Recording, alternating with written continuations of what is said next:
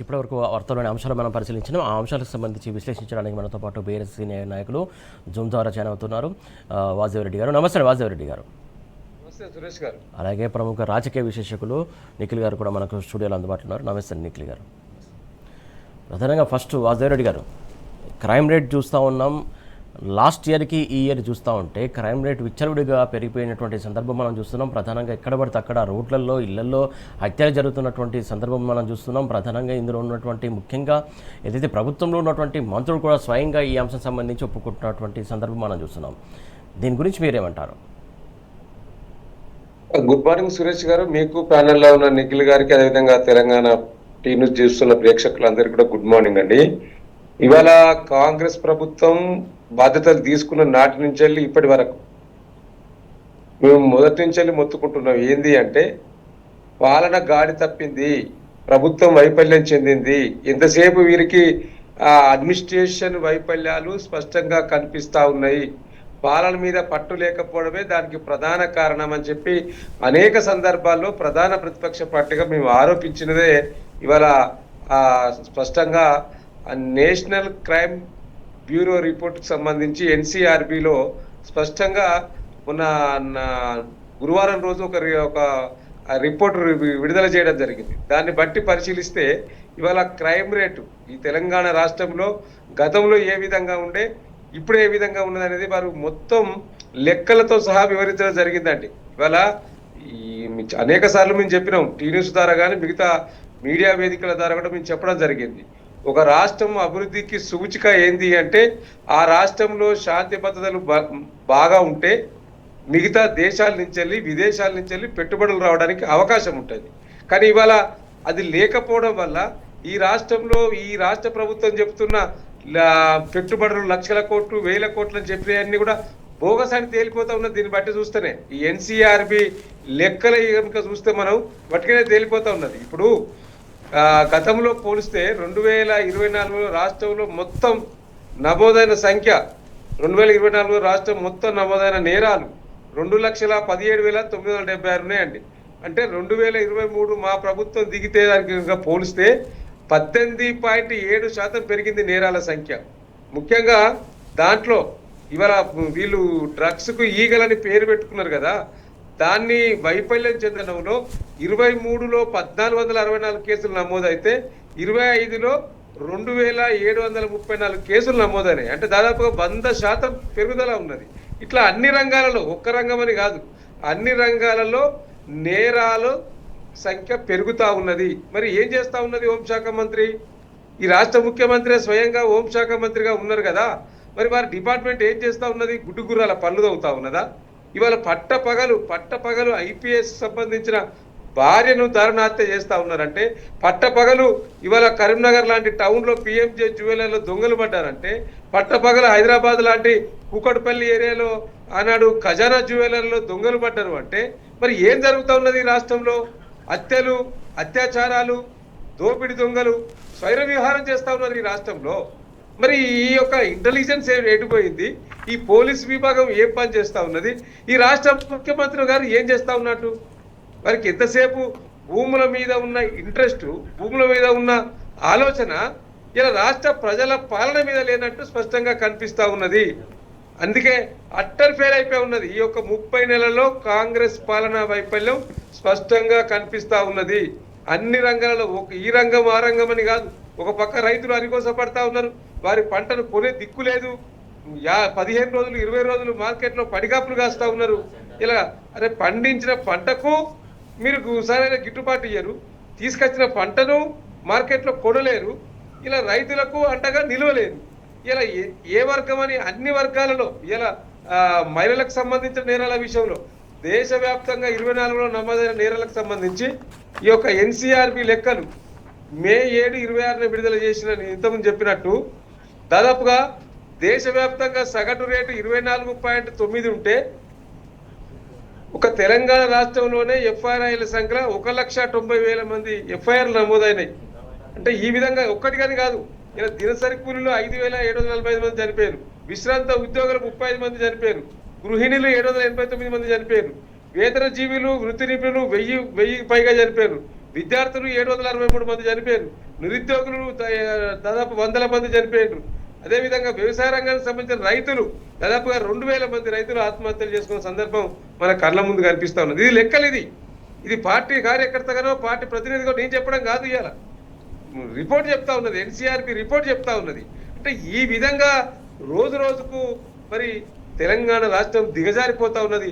ఇలా పురోగమన దిశగా పయనించన్నా తిరోగమన దిశగా మరి పయనించే పరిస్థితి ఈ రాష్ట్రంలో రేవంత్ రెడ్డి నాయకత్వంలో ప్రభుత్వం నడుస్తూ ఉన్నది. మొత్తం కూడా ఒక పక్క ముఖ్యమంత్రి అట్టే ఉన్నారు, కింది స్థాయిలో మంత్రులు కూడా అదే విధంగా మరి వారి యొక్క ఎంతసేపు ఏ డిపార్ట్మెంట్లో ఏమవుతుంది, ఎంతసేపు తీసుకోవాలి, దేంట్లో కాంట్రాక్ట్ ఇవ్వాలి, ఆ కాంట్రాక్ట్ల కమిషన్ నాకెంత వస్తాయి నీకెంత వస్తాయి అనే విధంగా దోచుకోవడం దాచుకోవడం, ఇంకా కొంత వాళ్ళ సీటును కాపాడుకోవడానికి కప్పం చెల్లించడం తప్పితే ఈ రాష్ట్ర ప్రభుత్వం యొక్క పాలన స్పష్టంగా ఫెయిల్యూర్ అయిపోయింది అనేది మరి ఈ ఎన్సీఆర్పి రిపోర్టే చెప్తా ఉన్నది. కాబట్టి ఒక్క రంగం అని కాదు, అన్ని రంగాలలో ఏ రంగాన్ని ఇవాళ విద్యార్థులు ఒక పక్క ఫీజు రియంబర్స్మెంట్ ఎత్తివేసడానికి జీవో 7 ఇచ్చింది. ఇలా మొత్తం అంటే గతంలో వారి ప్రభుత్వానికి సంబంధించిన అప్పటి ముఖ్యమంత్రి రాజశేఖర రెడ్డి గారే పేద విద్యార్థులు ఎస్సీ ఎస్టీ బీసీ మైనార్టీలు చదువుకునే కళాశాలలో కొంత వెన్నుదన్నుగా ఉండాలి ప్రభుత్వాలని చెప్పి ఫీజు రియంబర్స్మెంట్ పథకాన్ని తీసుకొస్తే దాన్ని వెత్తివేయడానికి కుట్రలు చేసి జీవో 7 తీసుకొచ్చింది రాష్ట్ర ప్రభుత్వం.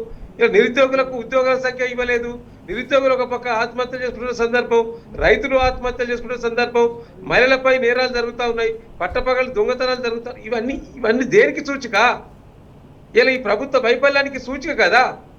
సో కాబట్టి ఈ రాష్ట్ర ప్రభుత్వం ఇవాళ నేను అనుకుంటా ఉన్నా ఇలా జరుగుతున్న దాడులు, ఒక పక్క మా పార్టీ శాసనసభ్యులపైన దాడులు జరుగుతూ ఉన్నాయి. అసలు ప్రజాస్వామ్య దేశంలో ఉన్నామా, లేకపోతే ఇది ఈ రాష్ట్రంలో అంబేద్కర్ రాసిన రాజ్యాంగం నడుస్తున్నదా, లేకపోతే అనుముల రేవంత్ రెడ్డి రాజ్యాంగం నడుస్తుందా?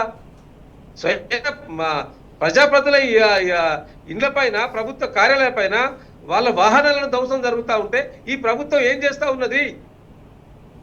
తప్పకుండా ఇది రాష్ట్రపతి పాలన దిశగా ఆలోచన చేయాల్సిన పరిస్థితి దాపురించింది రాష్ట్రంలో. ఈ రాష్ట్రంలో మొత్తం అన్ని వైఫల్యాలు స్పష్టంగా కనిపిస్తా ఉన్నాయి. నేరాల సంఖ్య పెరుగుతూ ఉన్నది, దాడుల సంఖ్య పెరుగుతూ ఉన్నది, సోషల్ మీడియాలో రీపోస్ట్ చేస్తే కేసులు నమోదు చేస్తున్న సందర్భం కనిపిస్తా ఉన్నది. మరి పాలన ఎటుపోయింది? మరి కేంద్ర ప్రభుత్వం ఇలా దృష్టి పెట్టాలి. ఇలా రేపు ఈ దేశ నరేంద్ర మోడీ గారు వస్తా ఉన్నారు. వారి క్యాబినెట్ లో సహాయ మంత్రిగా ఉన్న బండి సంజయ్ గారు పార్లమెంటు పరిధిలో స్వయంగా మీ పార్టీ పార్లమెంటు సభ్యులు సహాయ మంత్రే బీజేపీ నాయకులను ఉసిగొల్పి మా పార్టీ నాయకులపైన దాడులు చేస్తా ఉన్నారు కదా. డెఫినెట్ గా సమాధానం చెప్పాల్సిన అవసరం ఉన్నది. ఇవాళ దేశ నరేంద్ర మోడీ గారు ఇవాళ ఈ రాష్ట్రంలో జరుగుతున్నది ఆర్ఎస్ బ్రదర్స్ పాలన నడుస్తా ఉన్నది. ఆర్ఎస్ బ్రదర్ అంటే రేవంత్ రెడ్డి, బండి సంజయ్ ఇద్దరు కుమ్మక్కై వారి యొక్క భూములకు సంబంధించిన పనులు చేసుకోవడానికి ఈ రాష్ట్ర ప్రభుత్వాన్ని బీజేపీ ప్రశ్నించదు. మరి ఇదే నరేంద్ర మోడీ గారు గత పార్లమెంట్ ఎన్నికల్లో ఆర్ఆర్ ట్యాక్స్ అని చెప్పి మాట్లాడిన నరేంద్ర మోడీ గారు మరి రాష్ట్రంలో ఉన్న బీజేపీ నాయకులు ఎందుకు ప్రశ్నిస్తలేరు? ప్రశ్నించాలని అడిగినందుకు మా పైన దాడులు చేస్తారా? ఏం నడుస్తా ఉన్నది? ఇలా పోలీసులు దగ్గరుండి కనీసం దాడులు చేస్తూ ఉంటే ఆ పోలీసులు వాటిని ఎల్లగొట్టకుండా చేతులు గట్టిగా పట్టుకొని వాళ్ళు కొడతా అంటే వారికి సహకరించే విధంగా పోలీసు వ్యవస్థ కూడా సహకరిస్తూ ఉన్నది కదా. అంటే ఇది దేనికి సూచిక? ఈ రాష్ట్రంలో ఏం నడుస్తూ ఉన్నది? ప్రజల పక్షాన మాట్లాడే నాయకుడు ఉన్నాడు అసలు ఈ రాష్ట్రంలో? ఉన్నది ఏకైక పార్టీ, ఏకైక నాయకత్వం బీఆర్ఎస్ పార్టీ. బీఆర్ఎస్ పార్టీలో ఉన్న ఇలా కేసీఆర్ గారు, కేటీఆర్ గారు, హరీష్ రావు గారు, మాలాంటి కార్యకర్తలు అందరూ కూడా మాట్లాడుతూ ఉన్నాం తప్పితే ఈ రాష్ట్రంలో మిగతా రాజకీయ పార్టీలు ఎవరు కూడా ఈ ప్రభుత్వాన్ని నిలదీస్తలేరు, ఈ ప్రభుత్వాన్ని ప్రశ్నిస్తలేరు. మేము ప్రశ్నిస్తున్నాం కాబట్టి మా పైన అక్రమంగా కేసులు నమోదు చేస్తా ఉన్నారు, అక్రమంగా జైలుకు పంపిస్తా ఉన్నారు. ఈ విధంగా నడుస్తూ ఉంటే డెఫినెట్ గా నేను మళ్ళొక్కసారి కూడా నేను ఈ కేంద్ర ప్రభుత్వం దృష్టి పెట్టాలి. అవసరం అనుకుంటే రాష్ట్రపతి పాలన విధించే దిశగా ఆలోచన చేయాల్సిన అవసరం కూడా ఈ రాష్ట్రంలో ఉన్నట్టు కనిపిస్తా ఉన్నది. రైట్ అండ్ మొత్తానికి తెలంగాణ రాష్ట్రంలో మొత్తానికి పరిపాలన గాడి తప్పింది. క్రైమ్ రేట్ విపరీతంగా పెరిగిపోతుంది. ఎక్కడ పడితే అక్కడ దాడులు జరుగుతున్నాయి. ఖచ్చితంగా ఇది అరికట్టాల్సినటువంటి అవసరం ఇక్కడ కేంద్ర ప్రభుత్వానికి కూడా ఉంది, రాష్ట్ర ప్రభుత్వానికి కూడా ఉంది. ఖచ్చితంగా ఆ రకంగా చర్యలు తీసుకోవాలని చెప్పేసి కోరుతున్నటువంటి అంశం. ఇప్పుడు నిఖిల్ గారు, ప్రధానంగా మనం చూస్తున్నాం సిటీ నడిబొడ్డున ఎట్లాంటి హత్యలు జరుగుతున్నాయి. రోడ్డు మీద అనేది లేదు, తేడా ఇళ్ళలు అనేది లేదు, ఎక్కడ పడితే అక్కడ విచ్చలవిడిగా దారుణంగా అతి కిరాతకంగా చంపుతున్నటువంటి సిచ్యువేషన్ మనం చూస్తున్నాం. క్రైమ్ రేట్ విపరీతంగా పెరిగిపోతున్నటువంటి అంశం మనం చూస్తా ఉన్నాం. ఎందుకు సర్కార్ సర్కారు ఎందుకు ఇంత నిర్లక్ష్యం వ్యవహరిస్తుంది? నిఘా వైఫల్యం కావచ్చు, ఏదైతే క్రైమ్ చేసినటువంటి వ్యక్తిని పట్టుకోవడం కూడా కావచ్చు, ఆలస్యం ఎందుకు జరుగుతుంది అనుకోవాలి? ముందుగా మీతో పాటు గౌరవనీయులు వాసుదేవ్ రెడ్డి గారికి, టీ న్యూస్ ప్రేక్షకులందరికీ కూడా నమస్కారం. క్రైమ్కి సంబంధించి చూస్తే యథా రాజా తదా ప్రజ అన్నట్టుగా నడుస్తూ ఉంటుంది. ఎప్పుడైనా పైనున్న వ్యక్తి ఎవరైతే హోంమంత్రిగా ఉన్నారో, ఎవరైతే ముఖ్యమంత్రిగా ఉన్నారో, వారు ఏ రకమైన నిర్ణయాలు తీసుకుంటా ఉంటే కింద పరిపాలన, అడ్మినిస్ట్రేషన్ కానీ, పోలీస్ కానీ అదే రకంగా అంతే స్ట్రిక్ట్గా నడుస్తూ ఉంటుంది. మీరు ఒక్కసారి కొంచెం వెనక్కి పోయి చూస్తే 2023 డిసెంబర్లో కేసీఆర్ గారు ముఖ్యమంత్రిగా దిగిపోవడానికి కొంచెం ముందు ఆలోచన చేస్తే ఆ 10 సంవత్సరాలకు సంబంధించి మీరు ఎక్కడ చూసినా చీమ చిటుక్కుమంటే ఇమ్మీడియట్గా పోలీస్ అక్కడ రీచ్ అయ్యే పరిస్థితులు ఉంటుండే. క్షణాలలో పట్టుకోవడానికి ఒక డేగ గన్నులాగా కమాండ్ కంట్రోల్ సెంటర్ అని పెట్టి రాష్ట్రం మొత్తంలో ఎక్కడ ఏం జరిగినా ఇమ్మీడియట్గా ఒకే ప్లేస్లో తెలుసుకోవడానికి విస్తృతమైన ఏర్పాట్లు చేస్తూ ఉంటే అదే కమాండ్ కంట్రోల్ సెంటర్ని ఈరోజు రాష్ట్ర ముఖ్యమంత్రి గారు తన పరిపాలన భవనంగా వాడుతూ ఉన్నారు. తనకు కావాల్సిన రాచమర్యాదలు పోలీస్ ఆఫీసర్లతో అదే భవనంలో కూర్చొని చేయించుకుంటా ఉన్నారు. పోలీసులు ఎంతసేపు తన చుట్టూ తిరగాలనుకుంటా ఉన్నారు, కానీ రాష్ట్రంలో ఎక్కడ ఇబ్బందులు జరుగుతూ ఉన్నాయి, వాటిని ఎట్లా కంట్రోల్ చేయాలన్న ఆలోచన ప్రస్తుతం నడుపుతున్నటువంటి కాంగ్రెస్ ప్రభుత్వం దగ్గర, రేవంత్ రెడ్డి దగ్గర లేనటువంటి పరిస్థితి. కేవలం దానివల్లనే ఇటువంటి పరిస్థితులు జరుగుతున్నట్టుగా తెలుస్తూ ఉంది. మనం ఒక్కసారి నిన్న ఏదైతే national crime records bureau report ఇచ్చిందో ఒక్కసారి చూస్తే తెలంగాణ రాష్ట్రం మొత్తం గతంలో ఏ రకంగానైతే అద్భుతమైన పోలీసింగ్ ఉండేనో, కేసీఆర్ గారి నాయకత్వంలో ఏ రకంగానైతే పోలీసులకు సంబంధించిన పూర్తి వ్యవస్థను, వాళ్ళకి సంబంధించిన ఎక్విప్మెంట్ కానీ, వాళ్ళకి సంబంధించిన ఫెసిలిటీస్ కానీ, మరీ ముఖ్యంగా పెట్రోలింగ్ వెహికల్స్ దగ్గర గతంలో ఉమ్మడి ఆంధ్రప్రదేశ్లో కాంగ్రెస్ ప్రభుత్వం ఉన్నప్పుడు ఏదైతే ప్రభుత్వానికి సంబంధించిన వెహికల్స్ కూడా పోలీసులకి సరిగ్గా లేనటువంటి పరిస్థితి ఉన్నో దాన్ని మొత్తం పక్కన పెట్టి అధునాతనమైన ఇన్నోవా వెహికల్స్ కూడా పోలీసులకు ఇచ్చి అన్ని రకాలుగా వాళ్ళని ఎక్విప్ చేస్తే క్రైమ్ రేట్ని విపరీతంగా తగ్గించగలిగినారు గతంలో కేసీఆర్ గారు. ఈరోజు చూస్తూ ఉంటే మళ్ళీ ఈ 2 సంవత్సరాల్లో ఏమైంది? కేవలం 2024 సంవత్సరానికి మాత్రమే మనం చూస్తే తెలంగాణ రాష్ట్రంలో నమోదైనటువంటి నేరాల సంఖ్య దాదాపుగా 2,18,000 నేరాలు నమోదైనాయి. అంటే మనం ఒక్కసారి ఆలోచన చేయాల్సిన అవసరం ఉంది. అదే 2024కు సంబంధించి చూస్తే నేషనల్ యావరేజ్ ప్రతి 1,00,000 మందిలో దాదాపు ఒక 418 మంది నేరాల్లో పార్టిసిపేట్ చేస్తున్నటువంటి పరిస్థితి ఉంటే, ఓన్లీ తెలంగాణ రాష్ట్రంలో నేషనల్ యావరేజ్ మించి మన దగ్గర దాదాపుగా 570 మంది నేరాల్లో పార్టిసిపేట్ చేస్తున్నట్టుగా తెలుస్తూ ఉంది. దీనికి రీజన్ ఎవరండి? ఈ రాష్ట్ర ముఖ్యమంత్రి గారు కాదా? అంత దూరం ఎందుకు? మనం నిన్న మొన్న జరుగుతున్నటువంటి ఇన్సిడెంట్లను కూడా చూస్తూ ఉంటే 48 గంటలు కూడా గడవక ముందే సికింద్రాబాద్ ప్రాంతంలో ఒక బీటెక్ చదువుతున్నటువంటి విద్యార్థిని వెంటబడి చంపిండ్రు, నడి రోడ్డు మీద చంపిండ్రు, కొట్టి చంపిండ్రు. ఇటువంటి పరిస్థితులు జరుగుతూ ఉన్నాయి. స్వయంగా కేంద్ర హోంశాఖ సహాయ మంత్రి గారు నడిపిస్తున్నటువంటి కరీంనగర్ పట్టణంలో ఒక జ్యువెలరీ షాప్లో సీసీ కెమెరాలు ఉండగా, రాష్ట్రంలో పోలీస్ వ్యవస్థ ఉండగా, ఒక కమిషనరేట్ పరిధిలో కమిషనర్ ఆఫీస్కి కూతవేటు దూరంలో ఒక జ్యువెలరీ షాప్లో పిస్టల్స్ పట్టుకొని, గన్నులు పట్టుకొని వచ్చి ఏ రకంగా అక్కడ దోపిడీ చేసిండ్రో మనం చూసినాము. అది కూడా పక్కన పెడితే నిన్నగాక మొన్న స్వయంగా హైదరాబాద్ నగరం నడిబొడ్డున ఒక డీజీపీ ర్యాంక్ ఆఫీసర్కి సంబంధించినటువంటి కుటుంబంలో స్వయంగా వారి సతీమణి గారిని ఏ రకంగా చంపినరో మనం చూసినాము. అంటే పోలీస్ వ్యవస్థలో కీలకంగా ఉన్నటువంటి ఆఫీసర్ల కుటుంబాలకే ఈరోజు రక్షణ లేనటువంటి పరిస్థితిలో ఈ ముఖ్యమంత్రి గారి ప్రాంతంలో, ముఖ్యమంత్రి గారి ఏలుబడిలో, వీరి నాయకత్వంలో నడుస్తున్నటువంటి పరిస్థితులు. ఇప్పటికైనా ఈ పిచ్చి పనులన్నీ పక్కన పెట్టి ఒక్కసారి ఈ 2 సంవత్సరాల్లో ఏ రకంగా అయితే వీళ్ళు క్రైమ్ రేట్ని విపరీతంగా పెంచినరో దాని మీద ఆలోచన చేయాల్సిన అవసరం ఉంది. గత ప్రభుత్వంలో ఏ రకంగా కేసీఆర్ గారు దాన్ని కంట్రోల్ చేయగలిగినరో ఈ ప్రభుత్వం ఎక్కడ ఫెయిల్ అవుతుంది, ఎందుకు ఫెయిల్ అవుతుంది? మన దగ్గర ఆఫీసర్లు లేరా అంటే గతంలో పనిచేసినటువంటి ఐపీఎస్ ఆఫీసర్లే ఈ రోజు కూడా పనిచేస్తూ ఉన్నారు కదా. గతంలో రానటువంటి లా అండ్ ఆర్డర్ ఇష్యూ ఈ రోజు ఎందుకు క్రియేట్ అవుతూ ఉంది? రాష్ట్రంలో ఎక్కడన్నా సీసీ కెమెరాలు పనిచేస్తున్నటువంటి పరిస్థితి ఉందా? రాష్ట్రంలో ఎక్కడన్నా పోలీసులు అర్ధరాత్రి పెట్రోలింగ్ చేస్తున్నటువంటి పరిస్థితులు ఉందా? స్వయంగా మనం హైదరాబాద్ నగరానికి ఐకానిక్ ప్లేస్గా చూపిస్తూ ఉన్నాము గత 10-12 సంవత్సరాల నుండి.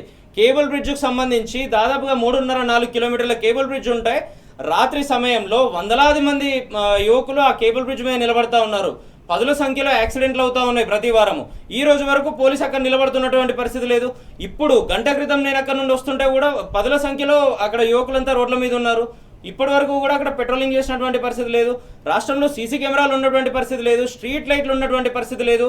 అక్కడో ఇక్కడో డైనమిక్ ఆఫీసర్లు మేమేదో గట్టిగా పనిచేద్దాము, రాష్ట్రంలో క్రైమ్ రేట్ తగ్గిద్దామని సుమతి గారి లాంటి డైనమిక్ ఆఫీసర్లు, అద్భుతమైన ఆఫీసర్లు నిన్నగాక మొన్న దిల్సుఖ్నగర్ ప్రాంతంలో రెక్కీ నిర్వహిస్తే ఏం జరిగిందండి? 40-50 మంది పోకిరీలు తనను వేధిస్తున్నటువంటి పరిస్థితులు. తనను వేధించడానికి అనేక రకాలుగా వందలాది సంఖ్యలో అటువంటి ఆడబిడ్డలు వెంటబడుతున్నటువంటి పరిస్థితులు. ఈ రకంగా చూస్తూ ఉంటే మనం ఒక్కసారి గమనిస్తే నిన్న వచ్చినటువంటి రిపోర్ట్నే మనం చూస్తే కేవలం సౌత్ ఇండియాకి సంబంధించి వాళ్ళు ఒక రిపోర్ట్ ఇచ్చిండ్రండి. మన పక్కనే నిన్నగాక మొన్న తమిళనాడుకు సంబంధించి అనేక విషయాలు మనం చూస్తూ ఉన్నాం కదా. 2023లో తమిళనాడులో 9,000 నేరాలు జరిగితే మన 2024లో తమిళనాడులో 11,000 నేరాలు జరుగుతూ ఉంటే ఓన్లీ తెలంగాణ రాష్ట్రంలో దాదాపుగా 25,000 నేరాలు, అంటే డబుల్ స్థాయిలో. తమిళనాడు పాపులేషన్ ఎంత ఈరోజు, తెలంగాణ పాపులేషన్ ఎంత, అయినా కూడా మన దగ్గర ఈ లెవెల్లో క్రైమ్ రేట్ ఎందుకు పెరుగుతూ ఉంది? ముఖ్యమంత్రి గారు ఒక్కసారి ఆలోచన చేసుకోవాల్సిన అవసరం ఉంది.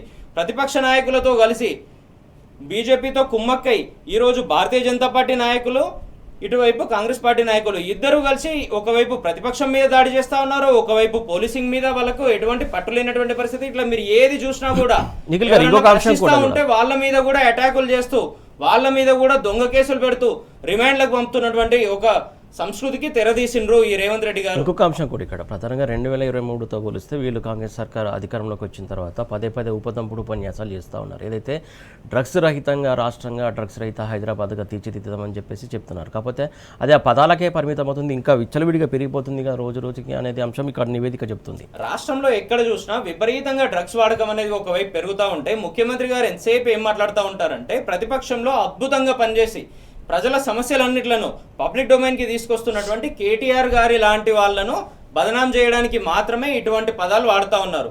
ప్రతిపక్ష నాయకుడు డ్రగ్స్ తీసుకుంటా ఉన్నారు, ప్రతిపక్షంలో ఉన్న వాళ్ళు మాత్రమే డ్రగ్స్ తీసుకుంటా ఉన్నారు అని దాన్ని కేవలం ప్రతిపక్షాలను ఇబ్బంది పెట్టడానికి మాత్రమే, వాళ్ళ క్యారెక్టర్ అసాసినేషన్ చేయడానికి మాత్రమే వాడుతూ ఉన్నారు తప్పితే ఈరోజు నిజంగా డ్రగ్స్కు సంబంధించి రాష్ట్రంలో విచ్చలవిడిగా డ్రగ్స్ సప్లై జరుగుతూ ఉంటే కూడా ఎక్కడ పట్టుకుంటున్నటువంటి పరిస్థితి లేదు. తెలంగాణ రాష్ట్రంలో ఉన్నటువంటి పోలీసులు విఫలమవుతే మనం నిన్నగాక మొన్న చూసినాము ఈసీఐఎల్ ప్రాంతంలో టన్నుల కొద్ది డ్రగ్స్ను పక్క రాష్ట్రానికి సంబంధించి బాంబే పోలీసులు, మహారాష్ట్ర పోలీసులు వచ్చి ఏ రకంగా పట్టుకున్నారో మనం చూసినాము. ఆ ఒక్క విషయం సరిపోదా అండి ఈ రాష్ట్ర ప్రభుత్వం ఏ రకంగా ఫెయిల్యూర్ అవుతుందో చూడడానికి? ముఖ్యమంత్రి గారి పనికిరానితనాన్ని, వారి చేతగానితనాన్ని అద్దం పట్టే విధంగా ముఖ్యమంత్రి గారికి సంబంధించి రేవంత్ రెడ్డి గారి విలువ పోతే ఇక్కడ ఎవరికి ఫరక్ పడదండి. కానీ తెలంగాణ రాష్ట్ర ప్రతిష్ట దిగజారుతూ ఉంది కదా ఇటువంటి వాటి వల్ల. ముఖ్యమంత్రిగా ఉండి హోంమంత్రిగా కూడా తనే ఉండి రాష్ట్ర ప్రతిష్టను దిగజార్చే విధంగా రేవంత్ రెడ్డి గారు పనిచేస్తూ ఉన్నారు. ఇటువైపు డ్రగ్స్కి సంబంధించి ఎటువంటి ఇనిషియేషన్ లేదు వాళ్ళ దగ్గర, మరోవైపు క్రైమ్ రేట్ని ఎట్లా కంట్రోల్ చేయాలని లేదు. లా అండ్ ఆర్డర్కి సంబంధించి చూస్తూ ఉంటే కూడా మొత్తం పోలీసులను ఒకవైపు ఏమో తన చుట్టూ తిప్పుకొని తనకు రాచమర్యాదలు చేయడానికి, తన పార్టీ నాయకులకు రాచమర్యాదలు చేయడానికి ఒకవైపు వాడుతూ ఉండి, ఇంకోవైపు అక్కడే ఇక్కడ ఉన్నటువంటి డైనమిక్ ఆఫీసర్లను కూడా పూర్తి స్థాయిలో ప్రతిపక్షాలను ఇబ్బంది పెట్టడం మాత్రమే ఎజెండాగా, ప్రతిపక్షంలో ఎవరెవరు ప్రశ్నిస్తూ ఉన్నారు మనల్ని, మనం చేస్తున్నటువంటి తప్పిదాలను ఎవరు బయట పబ్లిక్ డొమైన్కి తీసుకొచ్చి ఎలివేట్ చేస్తూ ఉన్నారు, వాళ్ళందరి మీద నిఘా పెట్టడానికి మాత్రమే ఈరోజు పోలీస్ వ్యవస్థను వాడుతూ ఉన్నారు. మీరు ఇటువంటివి ఎన్ని చేసినా కూడా ప్రతిపక్షం తరఫున ఎక్కడ కూడా తగ్గే పరిస్థితి ఉండదు. కానీ పూర్తి స్థాయిలో రాష్ట్రంలో ఉన్నటువంటి అద్భుతమైన పోలీసింగ్ వ్యవస్థను ఇప్పటికైనా రాష్ట్ర ప్రభుత్వం కళ్ళు తెరిచి, హోంమంత్రిగా ఉన్నటువంటి రేవంత్ రెడ్డి గారు కళ్ళు తెరిచి ఇటువంటి క్రైమ్ రేట్ని, ఇటువంటి నేరాలను అదుపు చేయాల్సిన అవసరం ఉంది. మన ఆడబిడ్డలను, మన యువకులను, మన యువతులను వీళ్ళందరినీ కూడా కాపాడాల్సిన అవసరం ఉంది. ఇటువంటివి చేయకపోతే రానున్న రోజుల్లో తెలంగాణ రాష్ట్ర ప్రతిష్ట విపరీతంగా దిగజారేటువంటి పరిస్థితి కనబడతా ఉంటుంది.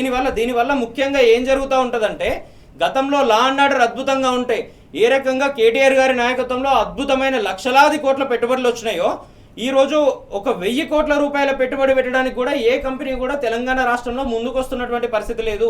ఎందుకు అంటే లా అండ్ ఆర్డర్ సరిగ్గా లేదు, ఇక్కడ క్రైమ్ రేట్ పెరుగుతూ ఉంది కాబట్టి ఇటువంటి పరిస్థితులు ఉత్పన్నమవుతా ఉన్నాయి. రైట్, మీరు అన్నట్టు ఖచ్చితంగా ఏదైతే క్రైమ్ రేట్ ఇలా ఉంటే పెట్టుబడులు ఎట్లా వస్తాయి అనేది ప్రధానంగా అందరిలో కూడా ఆందోళన వ్యక్తమవుతున్నటువంటి సందర్భంలో చూస్తున్నాం. వాసుదేవరెడ్డి గారు ప్రధానంగా కీలకమైనటువంటి పాయింట్ రైజ్ చేశారు నిఖిల్ గారు. ఏదైతే ఇట్లా క్రైమ్ రేట్ ఇట్లా ఉంటే అసలు పెట్టుబడులు రాష్ట్రానికి ఎలా వస్తాయి, ముఖ్యంగా హైదరాబాద్ లాంటి ఇంత మహానగరానికి ఎలా వస్తాయని చెప్పేసి ప్రధానంగా అందరూ ఆందోళన వ్యక్తం చేస్తున్నటువంటి అంశం చెప్తున్నారు. ప్రధానంగా అలాగే దాంతోపాటు ఈ క్రైమ్ రేట్ని అరికట్టాల్సిన బాధ్యత ఉందని చెప్పేసి బీఆర్ఎస్ క్యాడర్ ఆల్రెడీ డీజీపీకి కలిసి వినతి పత్రం అందజేసింది. అలాగే కేటీఆర్ కూడా ఈ అంశం గురించి చాలా సీరియస్ అయ్యారు. క్రైమ్ రేట్ ఇట్లా పెరుగుతూ ఉంటే, అడ్డు లేకుండా పెరుగుతూ ఉంటే మీరు ఎందుకు కట్టడి చేయలేకపోతున్నారు, మీ వైఫల్యం ఒప్పుకోండి అని చెప్పేసి ఆయన కూడా సవాల్ చేసినటువంటి అంశం. దీనికి సంబంధించి మీరేమంటారు? ఇవాళ సురేష్ గారు, ఇవాళ క్రైమ్ రేటు ఒకటి పెరుగుతూ ఉన్నది, 2 నేరాలు, ఉమెన్స్ పైన దాడులు, ఆ తర్వాత ఆత్మహత్యలు, ఇవన్నీ పెరుగుతున్న సంఖ్య మన కళ్ళ ముందు కనిపిస్తూ ఉన్నది. ఇంక నేను ఏమంటున్నానంటే, ఈ రాష్ట్ర ప్రభుత్వం చాలా గొప్పలు చెప్పుకుంటున్నది కదా. మేము వచ్చినాక మొత్తం ఫ్యూచర్ సిటీలో పెట్టుబడులు వెల్లువెలగా వస్తున్నాయి, లక్షల కోట్ల పెట్టుబడులు పెడుతున్నాయని చెప్తున్నారు కదా.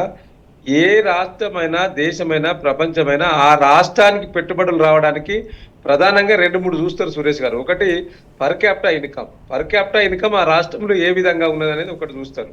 ఆనాడు మేము దిగిపోయే నాటికి 2014 అంటే ముందు 1,24,000 పర్ క్యాపిటా ఇన్కమ్ ఉంటే మేము దిగిపోయే నాటికి దాన్ని 3,50,000 వరకు పెంచగలిగినాం పర్ క్యాపిటా ఇన్కమ్. అప్పుడు ఆనాడు కేసీఆర్ గారి నాయకత్వంలో బ్రహ్మాండంగా శాంతి భద్రతలు కాపాడేందుకు చాలా ప్రియారిటీ ఇచ్చి కమాండ్ కంట్రోల్ రూమ్ ను నిర్మాణం చేసినాం. అసలు వీళ్ళ కళలో కూడా ఊహించిరండి, రోజు కమాండ్ కంట్రోల్ రూమ్ లో ముఖ్యమంత్రి గారు కూర్చుంటూ సెటిల్మెంట్లు చేసుకుంటా ఉన్నాడు, భూముల సెటిల్మెంట్లు చేసుకుంటా ఉన్నాడు. పోలీసు విధి నిర్వహణకు ఆటంకం కలుగుతుంది ముఖ్యమంత్రి గారు అక్కడ కూర్చోవడం వల్ల. ఇలా పోలీస్ కమాండ్ కంట్రోల్ దేనికోసం పెట్టినాం? దాదాపుగా 10 లక్షల సీసీ కెమెరాలను కమాండ్ కంట్రోల్ రూమ్ లో పెట్టినాం. మరి ఏం చేస్తా ఉన్నారు? పోలీస్ వ్యవస్థ చాలా నిఘా వేయాలి కదా. కను రెప్ప కూడా కొట్టకుండా ఏ కెమెరాలో ఏం జరుగుతున్నది అనేది ఆ కెమెరాలో చూడాలి కదా. మరి ఏం జరుగుతున్నది ఎందుకు చూస్తలేరు? అప్పుడు ఎందుకు చూసిండ్రు అదే 10 లక్షల కెమెరాలు? అప్పుడు ఎందుకు అదే పోలీస్ వ్యవస్థ పనిచేసింది? ఇప్పుడు ఎందుకు చేస్తలేదు? ఇప్పుడు ఎందుకు చేస్తలేదంటే ఈ పోలీసు వ్యవస్థను వీరి ప్రత్యేక అవసరాల కోసం, వీరి వ్యక్తిగత అవసరాల కోసం వాడుకుంటా ఉన్నారు కాబట్టి వారు కూడా చేతులెత్తేసిండ్రు. ఇప్పుడు అధినాయకుడు ఎట్లుంటే కింద అట్నే ఉంటది, రాజు ఎట్లుంటాడో కింద మంత్రులు అట్నే ఉంటారు, ప్రజలు అదే తీరుగా ప్రవర్తిస్తారు. సో కాబట్టి ఇలా ఈ రాష్ట్రాన్ని ఏలుతున్న రాజు ఎవరు? రేవంత్ రెడ్డి. ఆ రేవంత్ రెడ్డి పరిపాలన ఎట్లున్నదో కింద మంత్రులు అట్నే ఉన్నారు, అధికారులు అట్నే తయారైండ్రు. కాబట్టి నేనేమంటున్నానంటే ఇవాళ ఈ రాష్ట్రంలో పెట్టుబడుల వెలువ లేదు, ఈ రాష్ట్రంలో రియల్ ఎస్టేట్ పతనమైపోయింది, ఈ రాష్ట్రంలో రాష్ట్ర సంపద రావట్లేదు. గతంలో మీరు చెప్పిన మాటలన్నీ నీటి మూటలు అయిపోయినాయి. వారు ఏం చెప్పినారు ఆనాడు? ఈ రాష్ట్ర సంపదను ఏ విధంగా పెంచానో మాకు 130 సంవత్సరాల అనుభవం ఉన్న పార్టీగా మాకు తెలుసు అన్నారు. మరి తెలిస్తే ఏమైంది? ఇప్పుడు మరి చేతులెత్తేసారు ఎందుకు? ఆనాడు మీరంటే మాటలు కోటలు అయిపోయినాయి కదా, కోటలు కట్టారు కదా మాటల ద్వారా. మరి ఇలా మాటలు ఎటుపోయినాయి? ఏమైంది? ఎందుకు పెంచుతున్నారు రాష్ట్ర సంపదను? రాష్ట్ర సంపదను పెంచడం పక్కన పెట్టండి, అసలు ఉన్న సంపదను దోచుకుంటా ఉన్నారు కదా. ఈ రాష్ట్రంలో ఉన్న సంపదను కొల్లగొడతా ఉన్నారు కదా. కాబట్టి పట్టపగలే జరుగుతున్న హత్యలకు, అత్యాచారాలకు బాధ్యులు ఎవరండి? ఈ రాష్ట్ర ప్రభుత్వం కదా.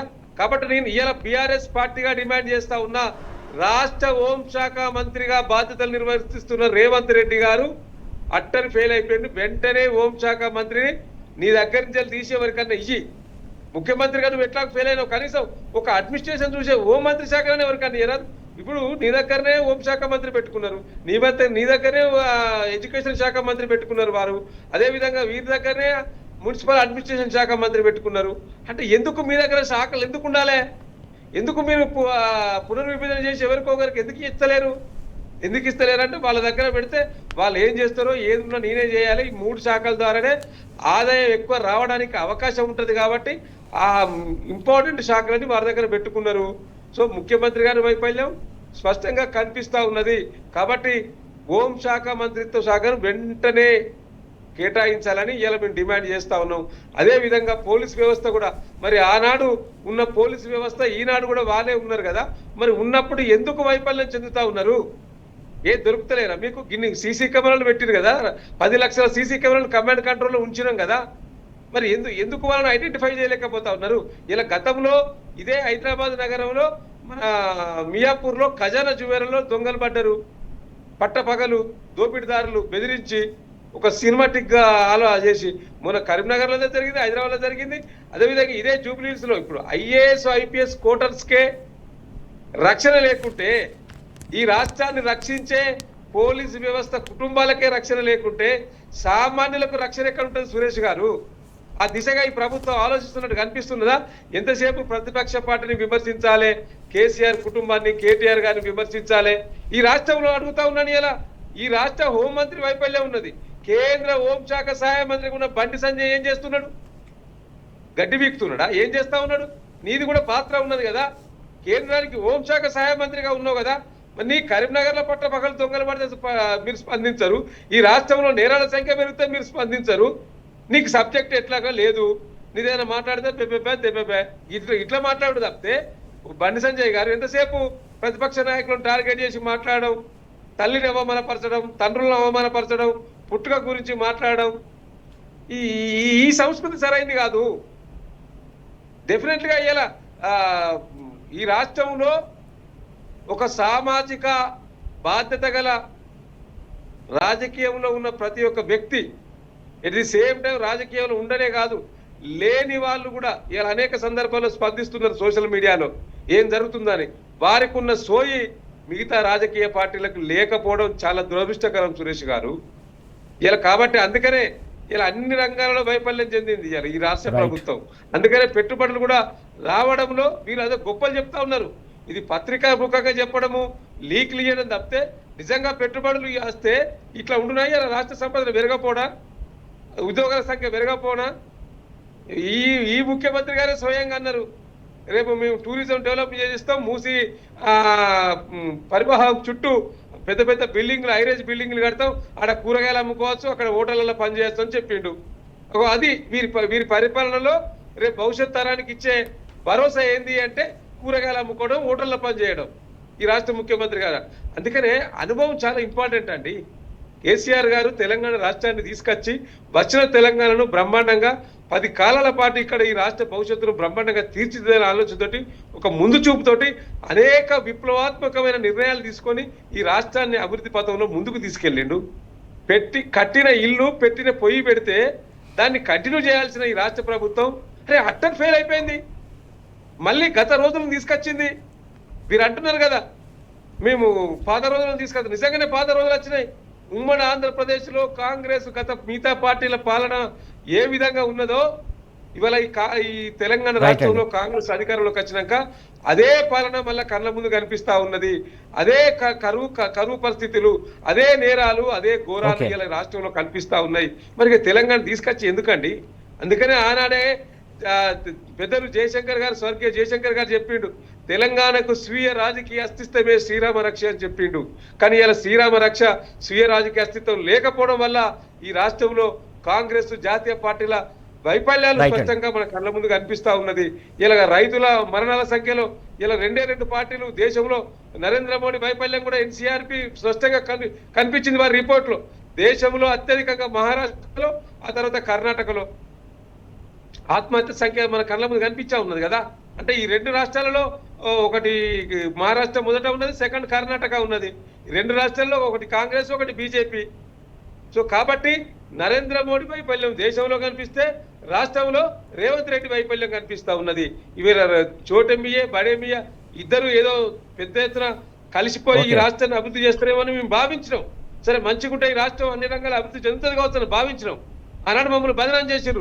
మీరు కేంద్రంతో పేచి పెట్టుకున్నారు, నరేంద్ర మోడీ వస్తే కలవలేదు, నరేంద్ర మోడీ తోటి మీరు మంచిగా లేరు, మేము మంచుకుంటున్నాం, మీకు కళ్ళు కొడుతున్నాయి, మేము డెవలప్ చేస్తా ఉన్నారు. కానీ డెవలప్ చేయడం పక్కన పెడితే దోచుకోవడమే పనిగా ఉన్నట్టు ఈ రాష్ట్ర ప్రభుత్వం యొక్క పనితీరు మన కళ్ళ ముందు కనిపిస్తా ఉన్నది. కాబట్టి ఇప్పటికైనా ఈ రాష్ట్ర ప్రభుత్వం కళ్ళు తెరవాలి, కళ్ళు తెరిచి ప్రజాపాలన పైన దృష్టి పెట్టాలి. ప్రజాపాలన ఎట్లా కనిపిస్తలేదు, ఇప్పటికైనా దృష్టి పెట్టండి కనీసం.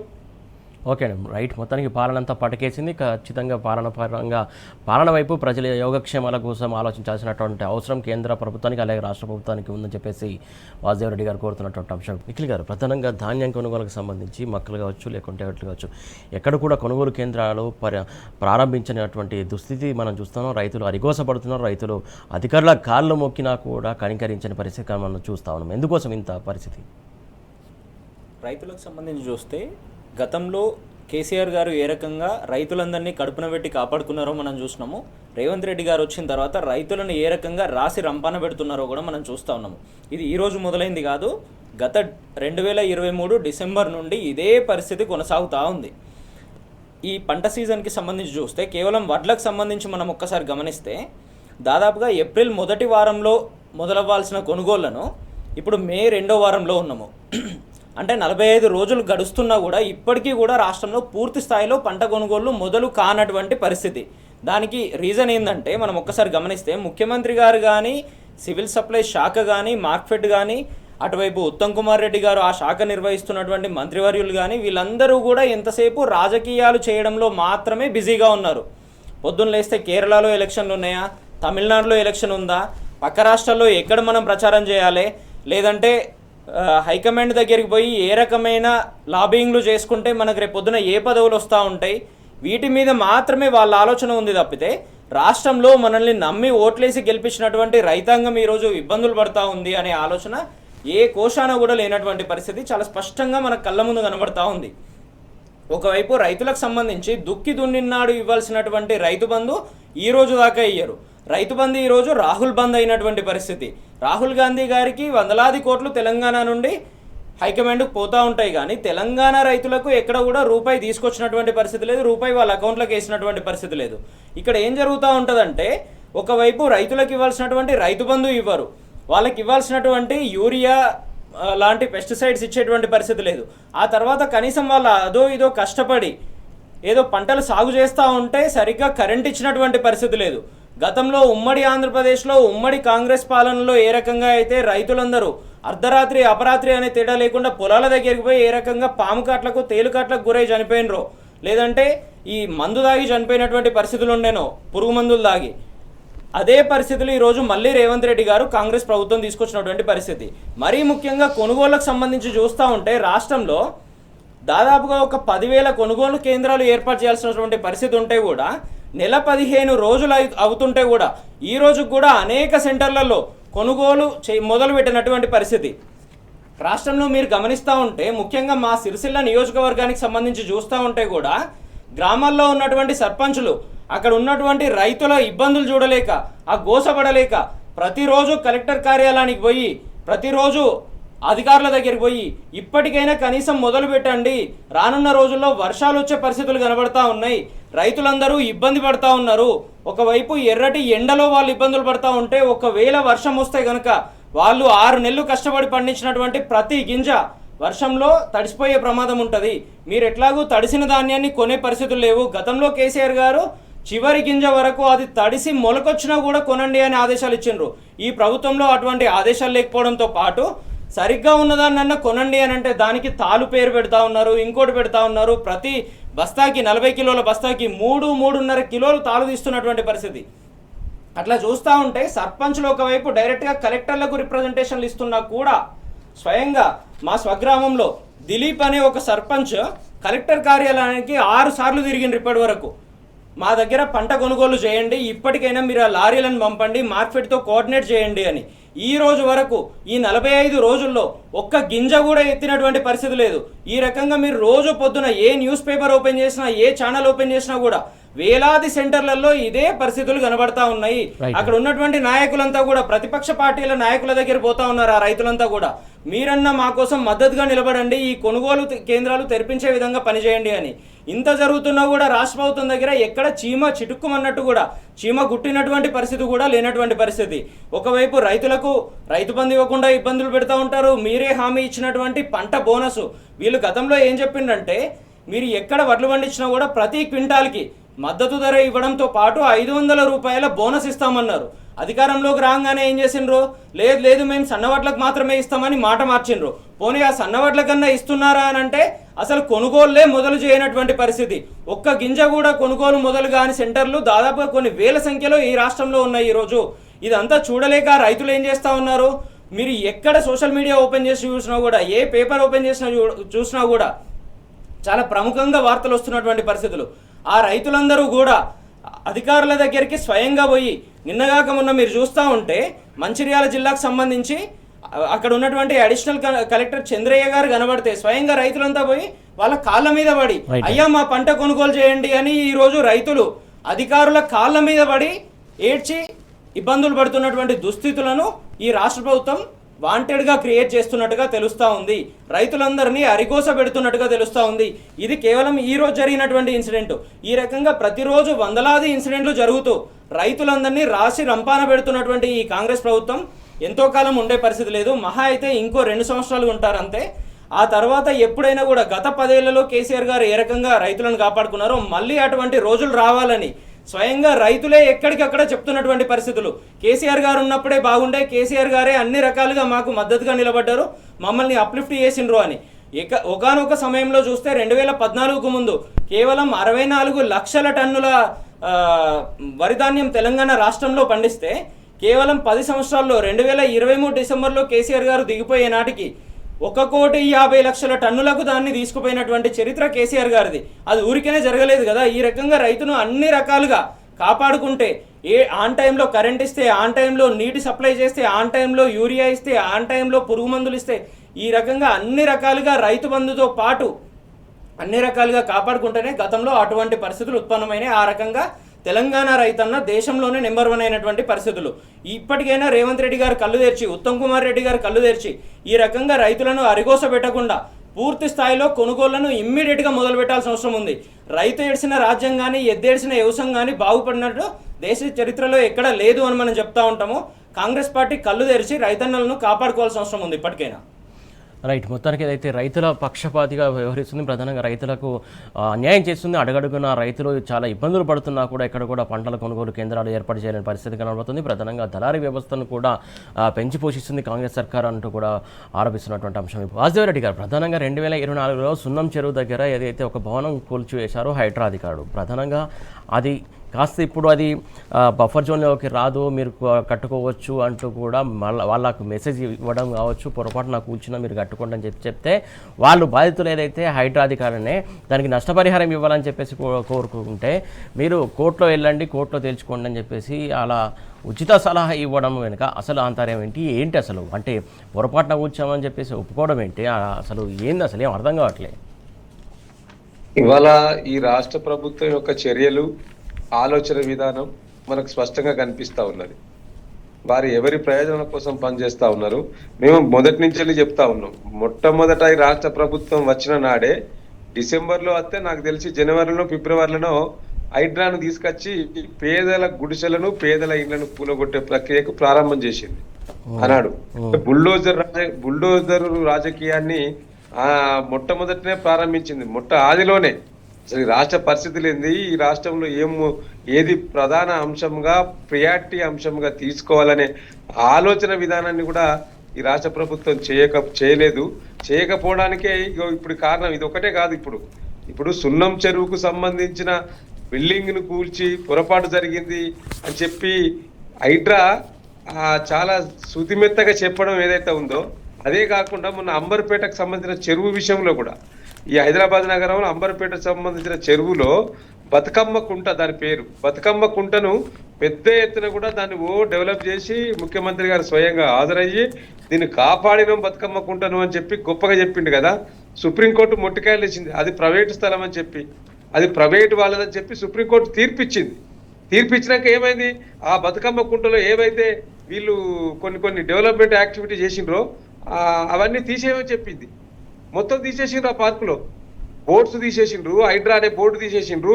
ఆ తర్వాత అట్లా చిన్నపిల్లలు ఆడుకోవడానికి కొన్ని పరికరాలు పెడతారు కదా పార్కులో, ఆ చెరువు పక్క పుంటి. సో ఆ బతుకమ్మ కూడా డెవలప్ చేసినప్పుడు అవన్నీ చేసిండ్రు కదా, వాటి అన్నిటి కూడా తీసేసిండ్రు. అంటే ఎవరి పైసలు? ఇప్పుడు రాజుల సొమ్ము రాళ్ల పాలని చెప్తారు కదా. అంటే ఈ ప్రజల పైసలను వృధాగా ఖర్చు పెట్టే హక్కు మీకు ఎవరిచ్చిండ్రు? ఇష్టం వచ్చినట్టు నిర్ణయాలు తీసుకునే హక్కు మీకు ఎవరిచ్చిండ్రు? ఇలా బతుకమ్మ కుంట అంశం కావచ్చు, అదేవిధంగా సున్నం చెరువుకు సంబంధించిన అంశం కావచ్చు, ఎందుకు తప్పిదాలు చేసిర్రు? ఈ తప్పిదాల కారణం ఎవరు? హైడ్రా కమిషనర్ రంగనాథ్ పైన కేసు నమోదు చేయాలి, ఈ ప్రభుత్వం పైన కేసు నమోదు చేయాలి. డెఫినెట్లీగా సామాన్యులకు న్యాయం జరిగే విధంగా ఇవాళ ఇప్పటికే న్యాయస్థానాలను ఆశ్రయిస్తే ఎంతో కొంత న్యాయం జరుగుతున్నది. కానీ ప్రభుత్వం చేస్తున్న పరిస్థితుల పైన బాధ్యులు ఎవరు? అంటే ఈ విధంగా నీ ఆలోచన విధానం తుగ్లక్ పాలన నడుస్తున్నది సురేష్ గారు. ఈ రాష్ట్రంలో ఒక తుగ్లక్ పాలన నడుస్తూ ఉన్నది. ఇది సర్కారా లేకపోతే సర్కసా? వాసుదేవరెడ్డి గారు, ఇక్కడ ఫోటోలో క్లియర్ కట్గా చూస్తున్నాం మనం. ఇటు సైడ్ బిల్డింగ్ కూల్చారు, అటు సైడ్ బిల్డింగ్ కూల్చారు, మధ్యలో బిల్డింగ్ మాత్రం టచ్ చేయలేదు.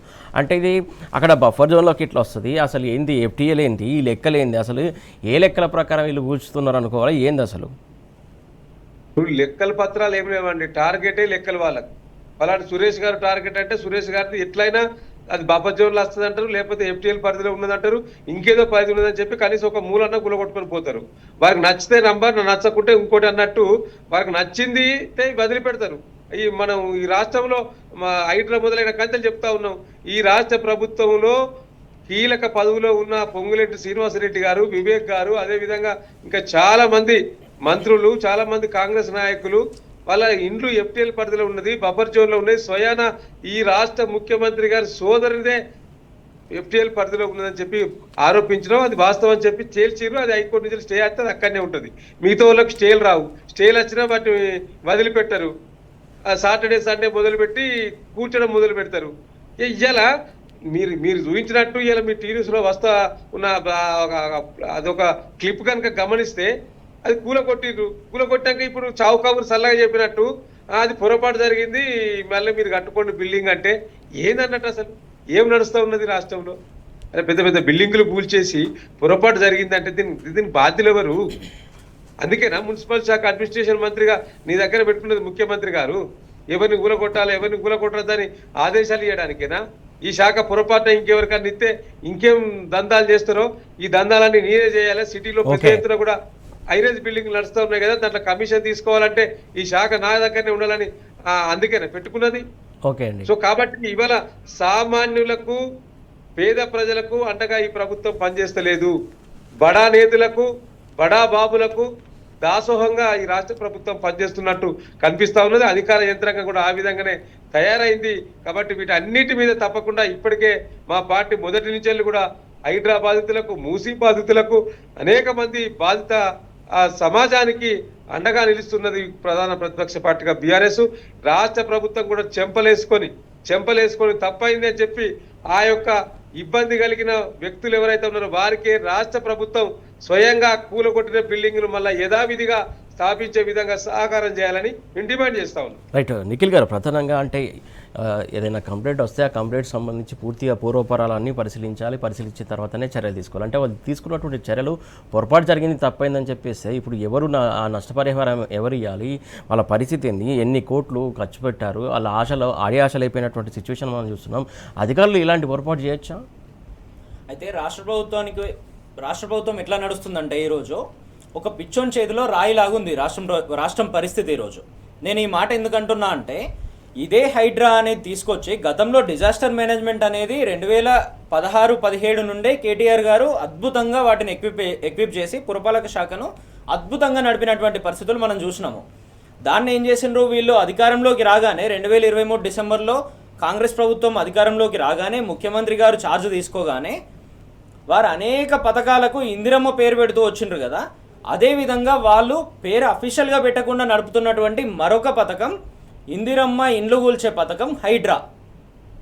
పొద్దున్న లేస్తే ఏ పేదోడి ఇంటికి పోవాలి, ఏ బక్కపలసనోడి ఇంటికి పోవాలి, వాళ్ళ ఇండ్లు ఎట్లా కూల్చాలి, వాళ్ళను రోడ్డు మీద ఎట్లా వేయాలి, నడి రోడ్డు మీదకి వాళ్ళ కుటుంబాన్ని ఎట్లా లాగాలి, ఇది మాత్రమే వీళ్ళ ఎజెండా అన్నట్టుగా చాలా స్పష్టంగా కనబడతా ఉంది.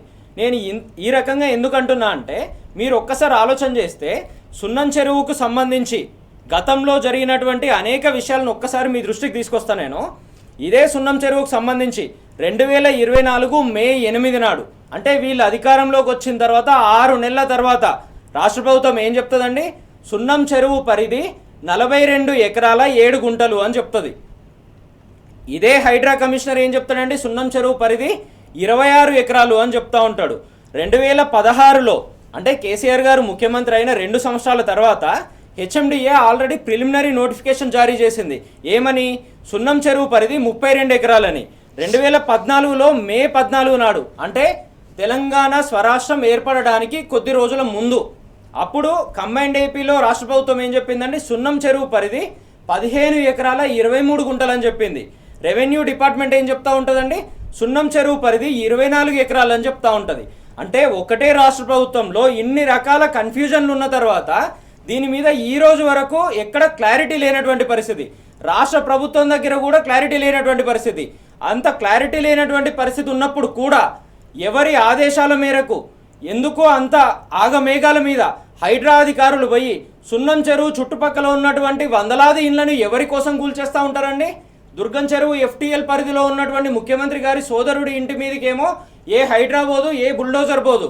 కానీ ఇదే సున్నం చెరువు సరౌండింగ్స్లో ఉన్నటువంటి సామాన్యుల కుటుంబాల మీదకి, సామాన్యుల ఇళ్ల మీదకి ఎందుకు పోతూ ఉంటారు? హిమాయత్ సాగర్ మన పరిధిలో ఉన్నటువంటి అనేక ఫామ్ హౌస్లు ఉన్నాయి కదా, వాళ్ళ ఇళ్ల మీదకి ఎందుకు పోరండి? కేవలం సామాన్యుల ఇళ్ల మీదకి మాత్రమే మీరు ఎందుకు పోతూ ఉంటారు? ఈ రకంగా చూస్తూ ఉంటే కూల్చేయడము వీళ్ళవంతే, ఈరోజు వచ్చి మళ్ళీ ఏం చెప్తా ఉన్నారు, లేదు లేదు మీది బఫర్ జోన్లోకి రాదు, ఎఫ్టీఎల్ పరిధిలోకి రాదు, మీ ఇల్లు మళ్ళీ కట్టుకోండి మీరు. అంటే ఇదేమన్నా సర్కార్ నడుపుతున్నట్ట, సర్కస్ నడుపుతున్నట్ట? ఒక్కసారి ముఖ్యమంత్రి గారు ఆలోచన చేయాలి. రాష్ట్రంలో ఉన్నటువంటి ప్రజలందరూ ఆర్తనాదాలు పెడతా ఉన్నారు ఇటువంటి పిచ్చి నిర్ణయాల మీద. ముఖ్యమంత్రి గారు కనీసం ఆలోచన చేయాల్సిన అవసరం ఉంది. హైడ్రా ఎవరి కోసం నడుస్తుంది, ఎవరి జేబులు నింపడానికి నడుస్తుంది అనేది ఇటువంటివి చూస్తున్నప్పుడే ఆలోచనలు కలుగుతూ ఉంటాయి. పొరపాటున కూల్చినప్పుడు పొరపాటు అయింది కాబట్టి పొరపాటు చేసిన వాళ్ళే కట్టియాల్సినటువంటి బాధ్యత లేదా? కట్టియడం కాదండి, ఈ రోజు నేను వస్తా మీ ఇల్లు కూల్చేసి రేపు పొద్దున మళ్ళీ కట్టిస్తా అంటే నడుస్తుంది అట్లా? ఏంటి రేపు పొద్దున ముఖ్యమంత్రి గారి ఇల్లు కూడా ఇదే రకంగా కూల్చేసి నేను మళ్ళీ కట్టిస్తాంలే మా పార్టీ తరపునో ప్రతిపక్షం తరపునో అని చెప్తే నడుస్తుంది అట్లా? అట్లా ఉండదు కదా. మీరు కూల్చడానికి ముందు రాష్ట్ర ప్రభుత్వం తరపున పూర్తి స్థాయిలో డేటా తీసుకున్న తర్వాత కదా మీరు కూర్చాల్సింది. ఇందాక వాసుదేవ్ రెడ్డి గారు చెప్తున్నట్టుగా బతుకమ్మ కుంట విషయంలో కూడా ఆగ మేఘాల మీద అక్కడ ఆల్రెడీ హైకోర్టు స్టే ఉంది. అక్కడ ఉన్నటువంటి లోకల్ లీడర్లు అందరూ పోయి అక్కడ ధర్నాలు చేసినటువంటి పరిస్థితి. అది ప్రైవేట్ ల్యాండ్ అని అనేక రకాల వాదనలు జరుగుతున్న సమయంలో ఆగ మేఘాల మీద రాష్ట్ర ప్రభుత్వానికి సంబంధించిన డబ్బులంతా అక్కడ డిప్లాయ్ చేసి ఏదో ఒక రకంగా దాన్ని ప్రారంభాలకు ముఖ్యమంత్రి గారు పోయి హడావిడి చేసి మేము ఈ అద్భుతాన్ని క్రియేట్ చేసినాము, తెలంగాణ రాష్ట్రంలో ఇది ఒక అద్భుతము అన్న స్థాయిలో గొప్పలు చెప్పుకున్నారు. ఈరోజు ఏమైందండి, ఒకవైపు హైకోర్టు చివాట్లు పెట్టడము, మరోవైపు సుప్రీంకోర్టుతో చివాట్లు పెట్టించుకోవడము, మొట్టికాయలు వేయించుకోవడము, ఇది మొత్తం రాష్ట్రంలో ఉన్నటువంటి ఒక పిచ్చి పరాకాష్ఠం చేరినటువంటి పరిస్థితులను అద్దం పడుతున్నటువంటి పరిస్థితి. ముఖ్యమంత్రి గారు ఇటువంటి పిచ్చి ఆలోచనలు, సామాన్యుల ఇల్లు కూల్చేటువంటి ఈ పిచ్చి ఆలోచనలని ఇమ్మీడియట్గా మానుకోవాల్సిన అవసరం ఉంది. రాష్ట్ర ప్రజలకు క్షమాపణ చెప్పి ఈ హైడ్రాను పూర్తిగా విత్డ్రా చేసుకొని గతంలో అనేక రకాలుగా ఎస్ఎన్డిపి కానీ ఎస్టీడీపీ కానీ ఇటువంటి ప్రోగ్రాంలు తీసుకొని ఎటువంటి ఇబ్బందులు లేకుండా హైదరాబాద్ నగరాన్ని మరింత ముందుకు తీసుకుపోయే విధంగా కేటీఆర్ గారు పనిచేసిండ్రో దాన్ని అభివృద్ధి చేసే విధంగా ఆలోచన చేయాలి తప్పితే ఇటువంటి ఆలోచనలు చేసి సామాన్యులను నడ్డి విరవాల్సిన అవసరం లేదు అని రాష్ట్ర ప్రభుత్వం కానీ ముఖ్యమంత్రి కానీ మరీ ముఖ్యంగా హైడ్రా అధికారులు కానీ గుర్తుపెట్టుకోవాల్సిన అవసరం ఉంది. రైట్ అండి, thank you so much Nikhil గారు. Thank you so much Vasudev Reddy గారు. మొత్తాన్ని చూస్తున్నాం కదా, ప్రధానంగా మా రాష్ట్రంలో ప్రధానంగా కాంగ్రెస్ సర్కారు పాలన మొత్తానికి గాడి తప్పింది. ప్రధానంగా ఏ సెక్టార్ కూడా మొత్తానికి విచ్చలవిడిగా జరుగుతున్నటువంటి అంశం ప్రధానంగా అందరికీ అన్యాయం చేస్తుంది. ముఖ్యంగా రైతులను కూడా చాలా తీవ్ర ఇబ్బందులకు గురి చేస్తుంది. ప్రధానంగా ఇటు క్రైమ్ రేట్ పెరిగిపోయింది, అలాగే లా అండ్ ఆర్డర్ కూడా క్షీణించింది. మొత్తానికి ఇవన్నీ కూడా కాపాడాల్సినటువంటి అవసరం ఉందని చెప్పేసి వీరు కోరుతున్నటువంటి అంశం ఇది. ఇవాళ వార్తల వాస్తవాలు. Keep watching tea news.